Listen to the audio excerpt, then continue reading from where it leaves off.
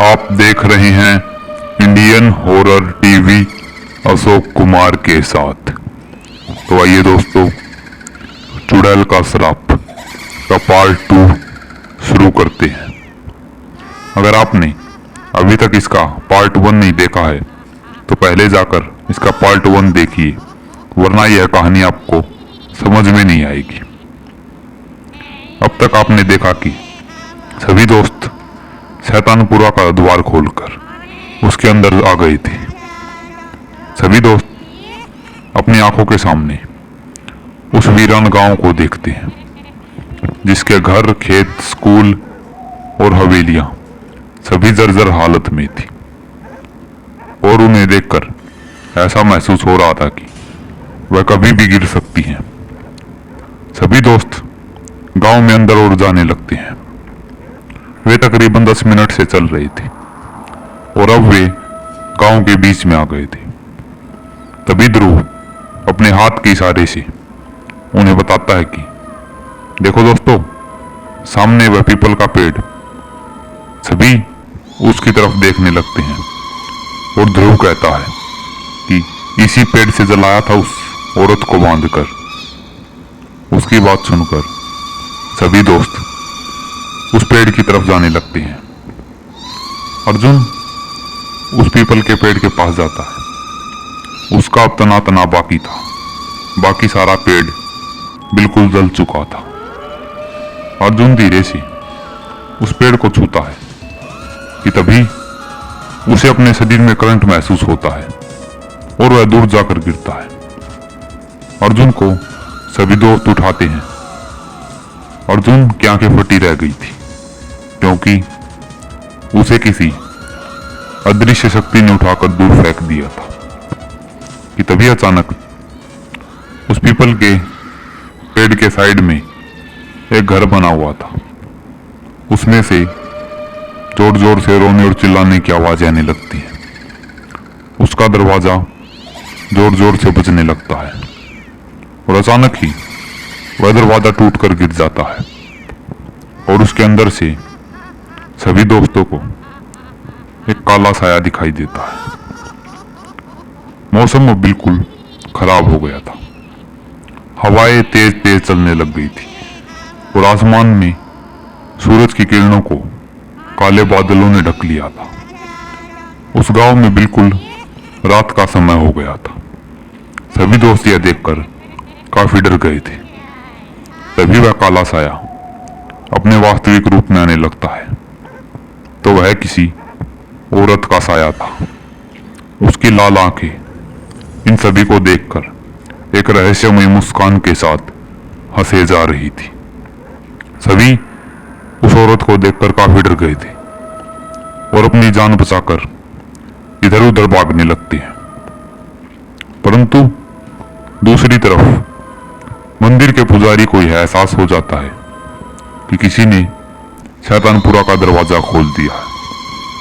वह झट से खड़ा होता है और अपने 2 शिष्यों के साथ शैतानपुर की तरफ बढ़ने लगता है। जिस पुजारी ने उसे पहले कैद कर दिया था यह वही था। वह अपने शिष्यों के साथ तेज तेज कदमों से शैतानपुर की तरफ भागे जा रहा था। इधर सभी दोस्त उस गांव में इधर उधर भाग रहे थे, परंतु अचानक उस औरत ने अपने हाथ किसी रबड़ की तरह लंबे की ओर राघव और अर्जुन की गर्दन पकड़ ली और उनसे हवा में उठा लिया। तभी ध्रुव उन सभी की तरफ भागता है और अपने हाथ में एक भोलेनाथ का लॉकेट लेता है। उसने अपनी सुरक्षा के लिए यह पहले ही अपने गले में रख दिया था। वह उस लॉकेट को उस औरत की तरफ उछाल देता है। वह लॉकेट जैसे ही उस औरत को लगता है वह दर्द के मारे छटपटाने लगती है और अर्जुन और राघव को छोड़ देती है। सभी दोस्त शैतानपुरा के दरवाजे की तरफ भागने लगते हैं और वह औरत की पीछे से उन्हें चिल्लाने की आवाजें सुनाई दे रही थी। कुछ दूर ही चले थे वह, उन्हें सामने मंदिर के पुजारी दिखते हैं सभी पुजारी के पास जाते हैं। पुजारी अपनी क्रोध की चरम सीमा पर थे। वह जैसे ही इन सभी को देखते हैं उनका क्रोध और बढ़ जाता है और वह गुस्से से इन सभी को कहते हैं, मूर्ख बच्चों, ये क्या करा तुमने? तुमने इस शैतानपुरा का दरवाजा क्यों खोल दिया? तुमने क्या वह सूचना पढ़ी नहीं थी? सभी दोस्त घबराए और डरे हुए थे। वह पुजारी के चरणों में गिर जाते हैं और अपने किए का पश्चाताप करने लगते हैं। पुजारी का गुस्सा अब शांत हो गया था। तभी वह उन सभी से कहता है, तुम सब बस एक जगह पर रहना, कोई भी इधर उधर नहीं जाएगा। तभी उन्हें पीछे से उस औरत की आवाज सुनाई देती है, आ गया तू पुजारी, आ गया, अब इन सब के साथ तू भी मरेगा। ऐसा कहकर वह चिल्लाने और हंसने लगती है। उस सुनसान पड़े गांव में उसकी हंसी की गूंजने लगती है। तभी पुजारी अपने शिष्यों से कहता है, यह जो शिवलिंग हम अपने साथ लाए हैं, इसे किसी अच्छी जगह पर स्थापित करो और जल्दी से पूजा शुरू करो, तब तक मैं इसे रोकता हूं। ऐसा कहकर पुजारी अपनी शक्तियों से उस औरत को रोकने लगता है और उसके दोनों शिष्य दूर पीपल के पेड़ के पास जाकर उस शिवलिंग को स्थापित करते हैं और उसकी पूजा करने लगते हैं। उस औरत ने अब पुजारी पर भारी पड़ना शुरू कर दिया था, क्योंकि पुजारी की उम्र काफी हो गई थी, इसलिए वह उस औरत के सामने कमजोर पड़ रहे थे। तभी वह अपनी पूरी शक्तियों से उस पुजारी को दूर धक्का देती है और वह पुजारी दूर जाकर गिर जाता है। तभी वह उन दोनों शिष्यों की तरफ जाने लगती है, परंतु वह पुजारी फिर से उसे अपनी शक्तियों से रोकने की कोशिश करता है। दोनों शिष्यों ने हवन कुंड में अग्नि जलाकर भोलेनाथ की पूजा शुरू कर दी थी। अपने चारों तरफ भोलेनाथ के मंत्र सुनकर वहां पर सकारात्मक माहौल हो जाता है और वह औरत झटपटाने लगती है और जोर जोर से चीखने लगती है। तभी पूजा खत्म होती है और शिवलिंग में से एक सफेद रोशनी निकलती है और वह उस औरत को अपने अंदर समेट लेती है। उस औरत की अब वहां पर राख भी नहीं बची थी। पुजारी अपने शिष्यों की तरफ देखकर मुस्कुराने लगते हैं और दोनों शिष्य उस पुजारी के पास आ जाते हैं।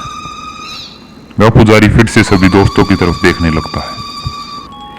आत्मग्लानि और पश्चाताप से भरी सभी दोस्तों की गर्दन नीचे थी।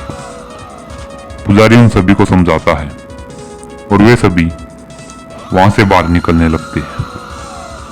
पुजारी ने फिर से शैतानपुर का दरवाजा बंद कर दिया था और अपने साथ लाए चुनर और ताबीजों से उसे फिर से रक्षा सूत्र में बांध दिया था। सभी दोस्त अपने दोस्त के ध्रुव की शादी को हमेशा याद रखेंगे, क्योंकि यह पल उन सभी को यमराज के पास से वापस लेकर आया था। सभी दोस्तों को अपनी मौत बिल्कुल सामने दिखाई दी थी। वे सभी अपने घर जाते हैं और अपनी दोस्त की शादी के बाद अपने शहर वापस लौट जाते हैं। परंतु जब भी वह दो सभी उस घटना को याद करते हैं तो उनके रोंगटे खड़े हो जाते हैं। परंतु शैतानपुर रहस्य को ले अभी भी बंद पड़ा हुआ था और उसमें से उस औरत की चिल्लाने की आवाजें लोगों को आज भी सुनाई देती है। रात के वक्त वहां से कोई भी नहीं निकलता। तो दोस्तों, आज की कहानी में बस इतना ही। आप देख रहे हैं इंडियन हॉरर टीवी। यह कहानी आपको कैसी लगी? अगर अच्छी लगी हो तो वीडियो को लाइक, कमेंट और शेयर कीजिए। अगर आप चैनल पर नए हैं तो चैनल को सब्सक्राइब कीजिए। इसी के साथ यह कहानी समाप्त होती है।